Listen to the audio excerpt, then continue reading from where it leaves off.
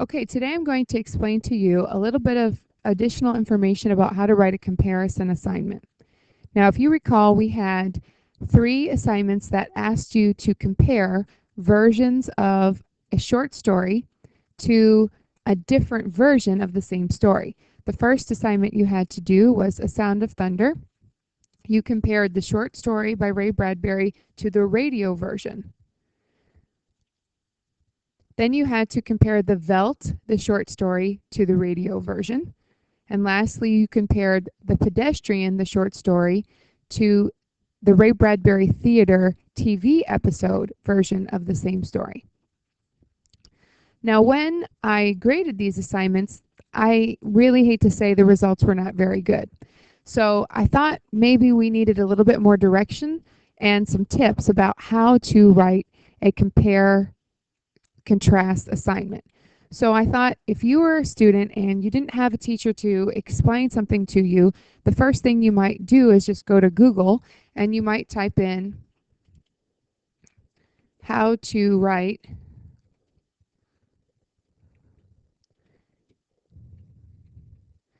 a compare-contrast essay. This is a good opportunity for us to also talk about credible sources. So you're going to see I've searched for how to write a compare and contrast essay.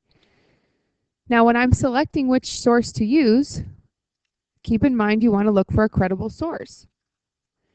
The first option is www.bookrags.com.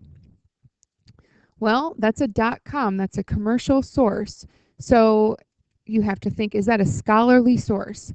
Is that a source that is written by a professional in the field that I am studying? I don't know. It says .com. eNotes.com. Once again, commercial source. They're making money. ESLB.com. Well, I want to avoid .com. EssayWritingHelp.com. Once again, a commercial source, sponsored by advertising, making money. ReadWriteThink.org. Well, right here we see .org, and that might be somewhat of a hopeful thing since a .org is a nonprofit organization. And so we're going to click on this one. Now, if you notice up in the corner, it says Read, Write, Think, NCTE in these big, bold black letters. You probably wouldn't know this, but NCTE stands for National Council of Teachers of English. So at this point, you are thinking, oh, this is a credible source. I know that I can trust the information on this site because it's sponsored by the Council of Teachers of English. It says Comparison and Contrast Guide. We are going to use some information from this website, and we're going to click over here where it says Organizing a Paper. I noticed 2 problems when I read your assignments, and one of them was with organization, and the other is with giving enough details to support the points that you had to make.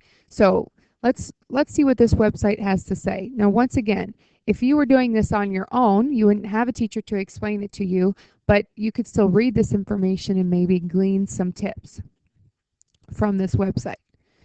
Comparison and contrast are used in your writing to organize an individual paragraph, as well as to organize entire papers. Okay, you did a paragraph or paragraphs. You have not written in a whole paper in this class that required you to compare and contrast yet. For instance, you might write a paper that compares a movie and a book about the same topic. Does that sound familiar? Yes, it does. In your paper, you can compare and contrast the movie version with the book version. As you begin to organize your writing, it's important to make sure that you balance the information about the items that you're comparing and contrasting. You need to be sure that you give them equal time in what you write. Now, this was one of the biggest problems across the board in the assignments that I read for this unit. If you're going to say, for example, let's just use this one, the Velt.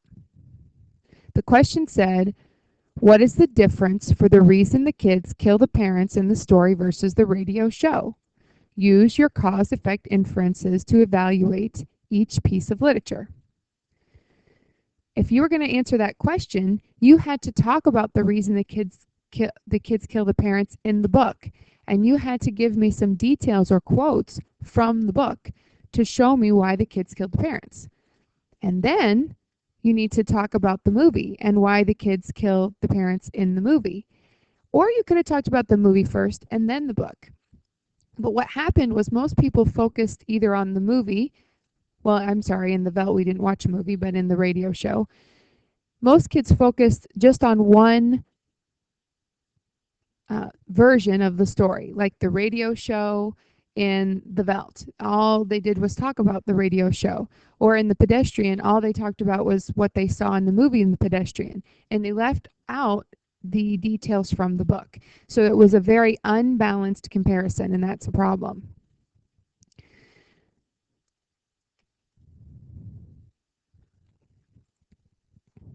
There are some really specific different strategies that are on this website about how to organize, compare and contrast, but I don't think we want to spend a lot of time on it right now.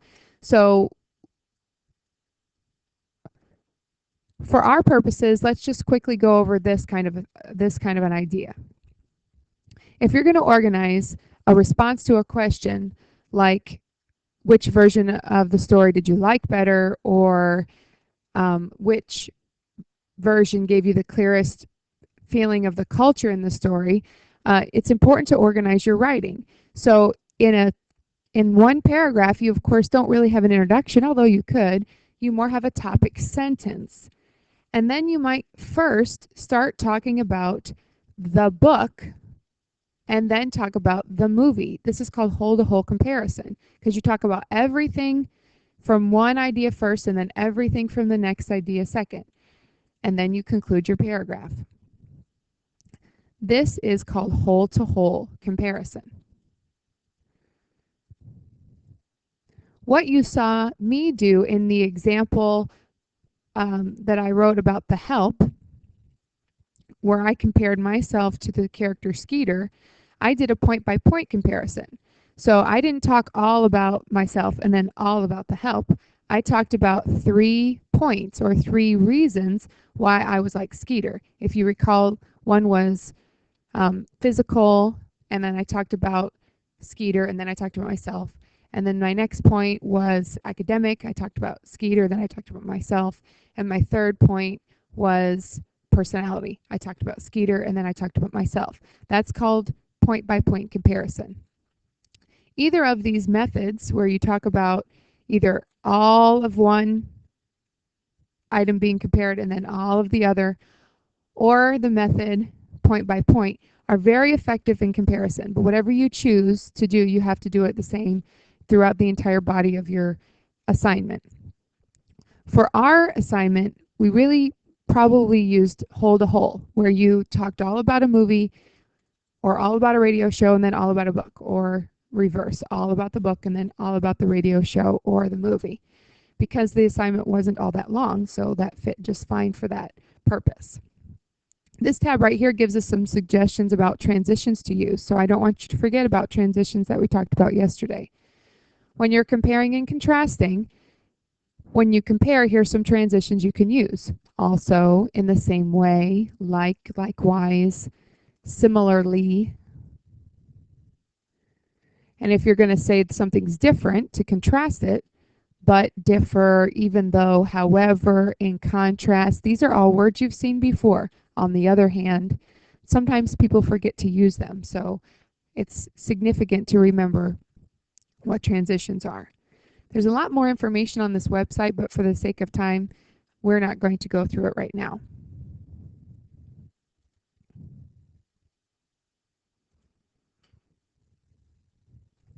Okay, let's look at an example student assignment.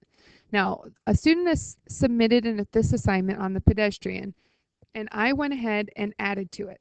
So you won't know what was the original student's and what was mine, but you might guess, just because you maybe know me, about what I might have added to this original student assignment. The total word count, if you see, for one paragraph is 253 words. Okay, it says the video version of the story The Pedestrian gives the reader the clearest understanding of the society. So, once again, that's the topic sentence. I can understand and see how the characters look and how they are feeling. For example, in the story, the narrator describes Mr. Mead walking, quote, alone in this world of AD 2053, page 96. Furthermore, the story says, Mr. Leonard Mead would pause, cock his head, listen, look, and march on, his feet making no noise on the lumpy walk, page 96 to 97. When I first read this, I didn't get a very clear picture of what Leonard looked like or how he was feeling when he walked. However, when I watched the movie, I saw that Leonard was wearing all black, so he would not get caught. He also seemed excited to go outside and breathe the fresh air. The video also added the character Bob, who was clearly hesitant and even scared to go outside with Leonard. Being able to see Leonard and Bob and how they felt in the video gave me a much better understanding that society is different from our own. I could see that people in the society are addicted to TV and that their government has become suspicious of anyone who does not conform to this behavior. People don't have the freedom to be themselves and go walking, just walking. Overall, I get the better feeling of society in the video of The Pedestrian because I can understand it more and see the characters, their actions, and their emotions. Notice that is the concluding sentence. Notice the transition. Overall, that transition signifies a conclusion. So if you go back and look at my and the student's example, you can see first we talked about the video. Well, no, I'm sorry. First, the student said that she got the better picture of the story, the culture of the story, or the society in the video. That was her topic sentence. So then we went on and talked about the story. In the story, this is what happened. All this information is detail from the story. Notice there's direct quotes. Then we have a transition. And all this is about the movie. Here's detail about the video. This sentence